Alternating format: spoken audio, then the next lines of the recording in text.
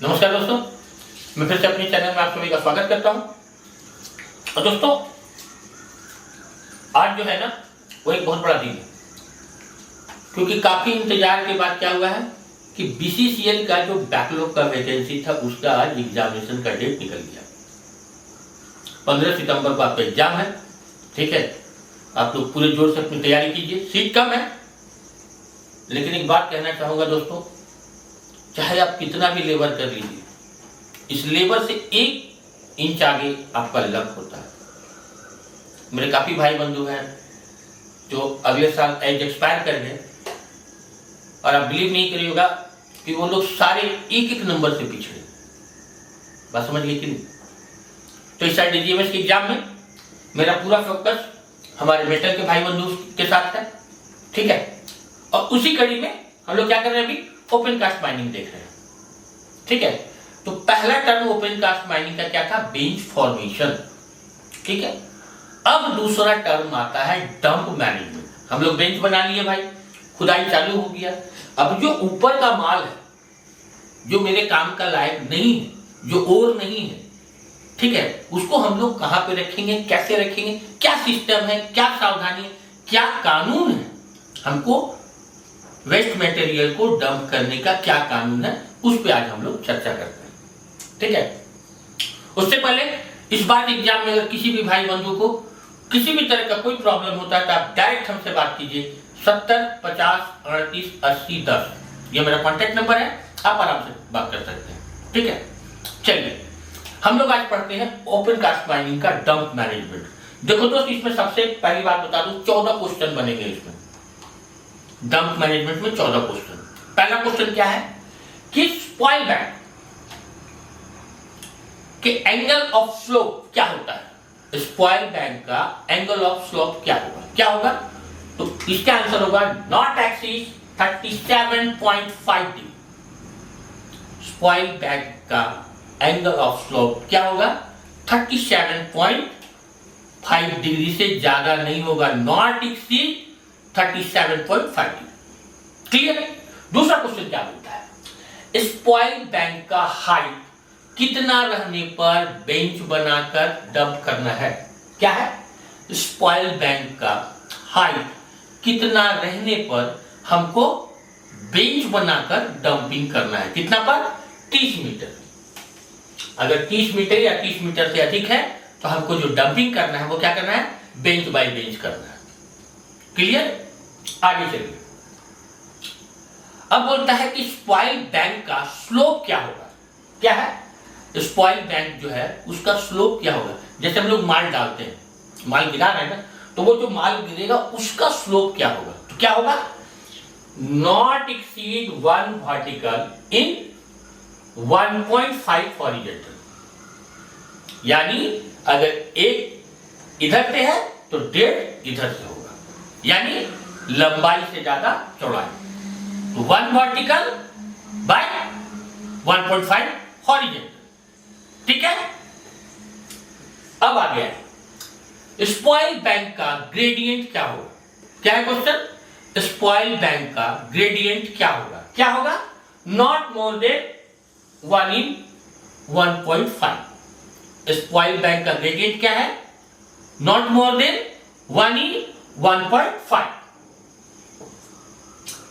अब आता है कि स्पॉइल बैंक की टो को रेलवे और पब्लिक रोडवेज या जो माइन ऑनर के अधिकार में नहीं है उसके कितने मीटर रेडियस से आगे नहीं बढ़ाया जाएगा।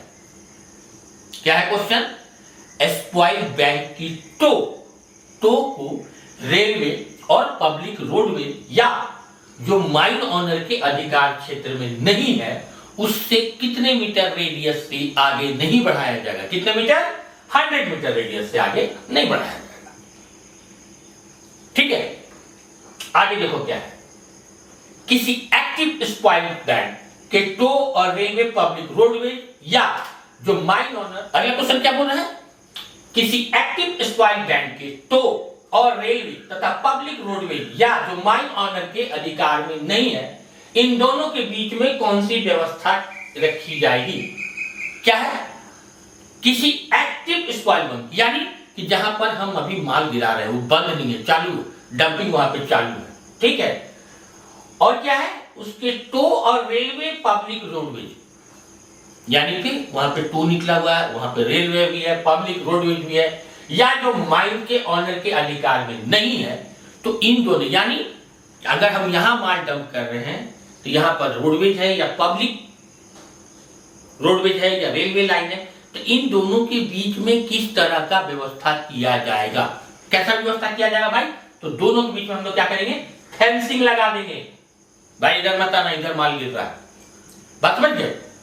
तो क्या बोलता है कि स्पॉइल बैंक जो एक्टिव है, जहां माल गिर रहा है, उसके आसपास अगर कोई रेलवे है, कोई पब्लिक रोडवेज है, तो उन दोनों के बीच में कौन सी व्यवस्था की जाएगी, हम लोग फेंसिंग करके रखेंगे, ठीक। अगला क्वेश्चन क्या है, डंप के फ्लोर को कितना मीटर ब्लास्ट करके खुरदरा करके रखेंगे? जहां पर हम लोग डंपिंग करेंगे ना, सबसे पहले क्या करेंगे, उसका जो बेस होता है उसको हम लोग खुरदरा बना देंगे, ताकि माल गिरे ना तो पकड़ बनाए। चिकनी मिट्टी वाला अगर क्वेश्चन होगा तो क्या होगा, बारिश में कीचड़ हो जाएगा, वो स्लाइड करने का डर रहता है। तो जहां पर हम लोग डंप करते हैं वहां पर हम लोग क्या करते हैं कि पहले उस जगह को पूरा खुरदरा कर देते हैं, ताकि जो माल गिरे, बोल्डर गिरे तो पकड़ मजबूत हो। इसके लिए हम लोग क्या करते हैं, 1 मीटर, 1.5 मीटर और 2 मीटर तक का हम लोग उस जमीन में खुरदरा करते हैं, होल मार के छोटा छोटा ब्लास्टिंग करके ना उसको खुरदरा बना देते हैं, एक गड्ढा टाइप का बनाते हैं, 1 मीटर, 1.5 मीटर और 2 मीटर का। क्या क्वेश्चन कि डंप के फ्लोर को कितना मीटर ब्लास्टिंग करके खुरदरा बनाया जाता है, कितना मीटर, 1 मीटर, 1.5 मीटर या 2 मीटर, छोटा छोटा गड्ढा बना देंगे और उसके बाद हम लोग वहां पर डंपिंग शुरू करेंगे। क्लियर? चलो अगला क्वेश्चन क्या है, डंप यार्ड में सबसे पहले किस प्रकार का मटेरियल डंप करेंगे? क्या है क्वेश्चन कि डंप यार्ड में सबसे पहले किस प्रकार का मटेरियल डंप करेंगे, किस प्रकार का? हार्ड, सबसे पहले नीचे हार्ड बड़ा बड़ा होगी ताकि पकड़ मजबूत हो, न्यू मजबूत हो, बात समझ रहे हो ना? तो डंप यार्ड में सबसे पहले किस प्रकार का मटेरियल हम लोग गिराएंगे, डंप करेंगे, तो हार्ड मटेरियल। अब क्वेश्चन आता है कि सॉफ्ट रॉक या चिकनी मिट्टी को डंप यार्ड में हम लोग कहां पर डंप करेंगे? टॉप फ्लोर पे। कहां पे? टॉप फ्लोर, ठीक। अगला क्वेश्चन क्या है कि डंप और डंप यार्ड के चारों तरफ पानी जमा न हो, इसके लिए हम लोग कौन सी व्यवस्था करेंगे? क्या है, डंप और डंप यार्ड में चारों तरफ पानी जमा न हो, इसके लिए हम लोग कौन सी व्यवस्था करेंगे, कौन सी व्यवस्था करेंगे? हम लोग वाटर गार्डलेंड बनाएंगे। ये सबसे इंपॉर्टेंट क्वेश्चन है आपका डंप मैनेजमेंट में। Sirdar, overman, mate, foreman, blaster, first class, second class exam के लिए ये सबसे इंपॉर्टेंट क्वेश्चन है, इसको लाल कलम से नोट करके रखो कि डंप और डंप यार्ड के चारों तरफ पानी जमा ना हो या पानी का रिसाव ना हो, इसके लिए हम लोग कौन सी व्यवस्था करके रखेंगे? डंप में वाटर गार्डलेंड बना के रखेंगे, ठीक है। चलो आगे क्या है, डंप में वाटर प्रेशर बिल्डिंग की जांच के लिए क्या इंस्टॉल किया जाएगा? ये बिल्कुल नया टेक्निक है और अच्छा क्वेश्चन है, अभी पूछ रहा है इस क्वेश्चन को कि डंप में वाटर प्रेशर बिल्डिंग की जांच के लिए क्या इंस्टॉल करके रखा जाएगा? क्या रखा जाएगा? पीएचओमीटर। पीएचओमीटर से हम लोग क्या करते हैं कि वाटर प्रेशर बिल्डिंग की जांच करते हैं, उसका एनालिसिस करते हैं, डाटा रखते हैं। तो डंप में वाटर प्रेशर बिल्डिंग की जांच के लिए हम लोग क्या इंस्टॉल करके रखेंगे? पीएचओमीटर, ठीक है। अब अगला क्वेश्चन है एसएसआर। ये देखो कंफ्यूज वाला चीज है।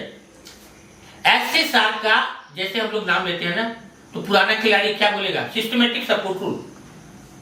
गलत। एसएसआर का मतलब सिस्टमेटिक सपोर्ट रूल होता है, लेकिन अंडरग्राउंड के टर्म में। और अगर ओपन कास्ट की बात करो तो एसएसआर का फुल फॉर्म होता है स्लोप स्टेबिलिटी रडार। बात समझे? एसएसआर का फुल फॉर्म क्या हुआ? स्लोप स्टेबिलिटी रडार, ठीक है। अगला क्वेश्चन क्या है, क्लोज डंप का इंस्पेक्शन कितने दिनों में एक बार किया जाएगा? क्या है क्वेश्चन कि क्लोज डंप का इंस्पेक्शन कितने दिनों में एक बार किया जाएगा? कितने दिनों में? 6 मंथ में एक बार। और आज का लास्ट क्वेश्चन क्या है कि जो माइंस ऑनर के अधिकार में नहीं है तो इसके लिए कितने मीटर रेडियस से आगे नहीं बढ़ाया जाएगा, यानी कि जो माइन ऑनर के अधिकार क्षेत्र में नहीं है, जो एरिया, उसमें स्पॉइल बंक को कितने मीटर रेडियस से आगे नहीं बढ़ाया जाएगा, कितने मीटर, 100 मीटर रेडियस से आगे नहीं बढ़ाया जाएगा। ठीक है दोस्तों, तो आज आपका ये डंप मैनेजमेंट का जो टॉपिक था यहां पे खत्म होता है। चलते चलते आप लोगों से गुजारिश करूंगा, मेरे साथ जुड़ते रहिए, मेरे हिम्मत को बढ़ाते रहिए। आपको किसी भी तरह का कोई अपनी तैयारी में प्रॉब्लम हो रहा है तो मेरा स्टडी मटेरियल, मेरा जो ऐप है माइनिंग विद मनोज, उसको जाइए अपने मोबाइल में इंस्टॉल कीजिए, वहां पर जाके देखिए बहुत अच्छे अच्छे आपको स्टडी मटेरियल मिलेंगे। ठीक है, फिर मिलते हैं, धन्यवाद।